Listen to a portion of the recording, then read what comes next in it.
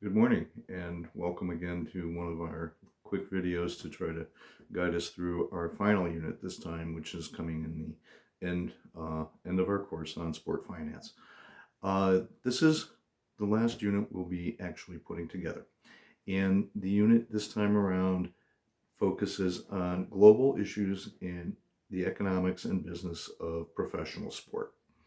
And I use professional in a very inclusive way because the first part of it will talk about something that is sometimes still considered not a total haven of professionalism, but I think it's become that, which is the Olympic Games.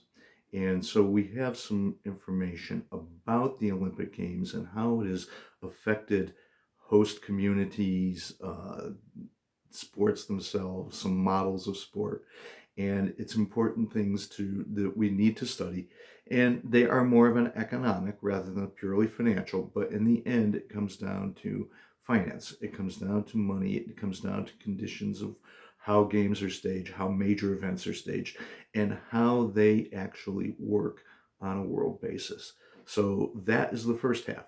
The other is, this one is a very recent development, and I'm recording this here a Monday morning in April 2021. Many of you may have seen the recent developments in world soccer, in particular European soccer, where there was a proposal to create a European Super League, taking some of the finest teams and the best teams and literally the richest teams from several countries, national leagues, forming them into one super league where they would compete against each other in a closed format, unlike what we had really learned about previously when we talked about competitive balance and things like that nature. And so what we want to look at here is how this league idea came together, how it crashed immediately, and consider some of the financial obligations that were going to both be placed on teams and also some financial benefits that might have incurred for these terms and left others out. So it's, I think, a very interesting topic and a way to wrap up on showing how the effect of finance on the sporting world. And actually, sometimes the sporting world pushes back.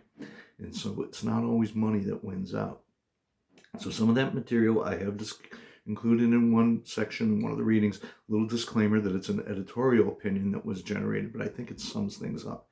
And that particular editorial opinion really actually shows the influence of the closed league American model on thinking that's gone on in the global model, and some of the forces that have come together to actually be more universal in nature, more universal in their proposed application.